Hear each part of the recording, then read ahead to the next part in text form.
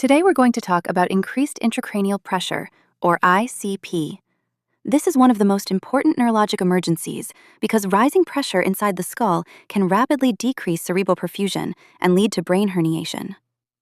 Normal ICP is generally between 5 and 15 millimeters of mercury. Once pressures begin rising above 20 millimeters of mercury, intervention is usually required. One major concept to remember throughout this lecture is that the skull is a fixed space. That means when one component increases, something else has to decrease in order to maintain pressure. The Monro-Kellie Hypothesis explains why ICP rises. Inside the skull are three major components: brain tissue, cerebrospinal fluid, and blood. Brain tissue makes up about 80%, while CSF and blood each account for about 10%. Because the skull cannot expand, increases in one component must be compensated for by decreases in another. For example, if cerebral edema develops after trauma or stroke, the body initially tries to compensate by shifting CSF or venous blood out of the skull. But once compensation fails, ICP rises quickly.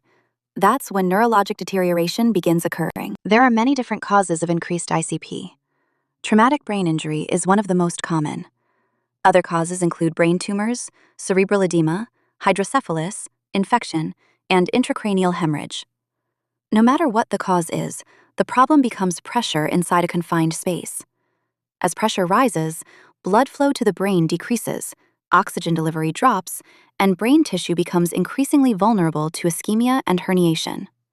That's why early recognition matters so much. The earliest and most sensitive sign of increased ICP is a change in level of consciousness. Patients may become restless, confused, irritable, or more difficult to arouse. Pupil changes are another early clue. The pupils may become sluggish or unequal. Patients can also develop weakness on one side of the body, headaches that worsen in the morning, or headaches that worsen with movement.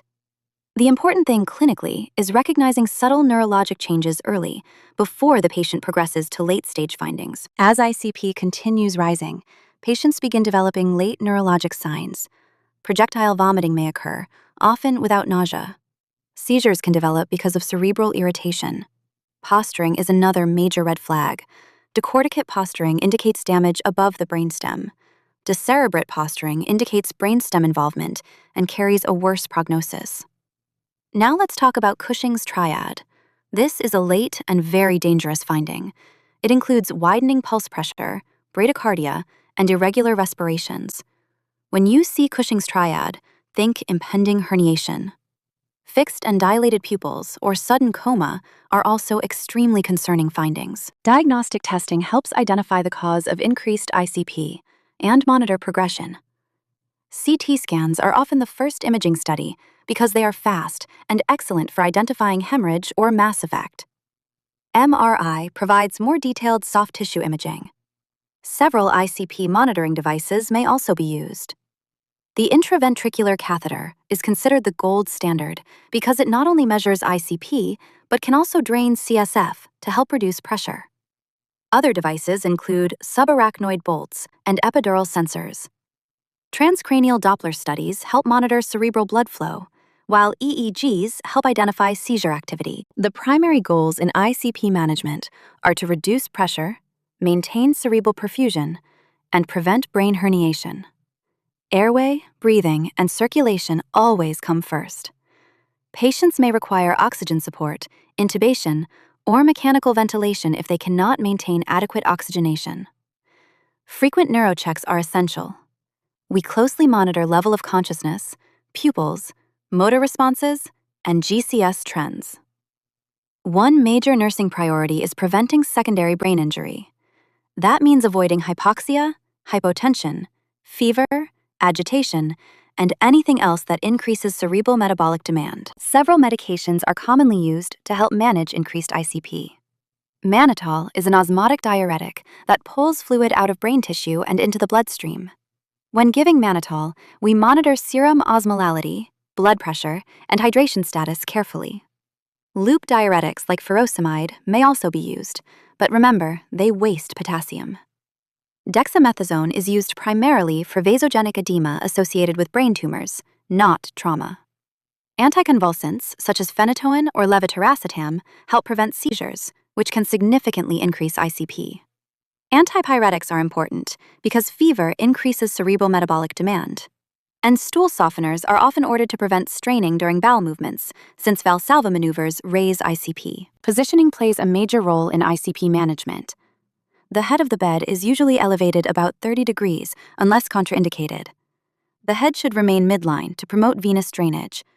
We avoid neck flexion, neck rotation, and hip flexion greater than 90 degrees because these positions can impair venous return and increase pressure. We also try to avoid unnecessary suctioning, coughing, or straining because all of these can transiently increase ICP. The environment should remain quiet and calm. We space out nursing activities, limit overstimulation, and cluster care carefully to reduce spikes in intracranial pressure. When monitoring patients with increased ICP, we continuously assess vital signs, neurologic status, ICP values, and laboratory results. We watch closely for Cushing's Triad and worsening neurologic changes. Neurochecks include level of consciousness, pupils, motor strength, and response to pain. Trending the Glasgow Coma Scale over time is especially important. If an intraventricular catheter is present, sterile technique is critical because infection risk is high. Lab monitoring includes serum osmolality, sodium, ABGs, and blood glucose. Remember that elevated carbon dioxide causes cerebral vasodilation, which increases ICP. Brain herniation is one of the most dangerous complications of increased ICP. It occurs when rising pressure forces brain tissue to shift from one compartment to another. Monro-Kellie herniation often causes an ipsilateral dilated pupil, decreased LOC, and respiratory changes. Central herniation causes rapid neurologic deterioration with fixed pupils. Tonsillar herniation is especially catastrophic because the brainstem is pushed downward through the foramen magnum, leading to apnea and cardiovascular collapse. Signs of impending herniation include sudden neurologic decline, fixed pupils, decerebrate posturing, and Cushing's Triad. This is a neurologic emergency requiring immediate intervention. Patients with severe neurologic injury are also at risk for endocrine complications, like diabetes insipidus and SIADH. Diabetes insipidus occurs when there is inadequate ADH. Patients produce massive amounts of dilute urine and can quickly become dehydrated and hypernatremic. Treatment includes fluid replacement and desmopressin, also called DDAVP. SIADH is the opposite problem. Too much ADH causes water retention and dilutional hyponatremia. Patients may develop decreased urine output, weight gain, low serum osmolality, and neurologic symptoms from low sodium.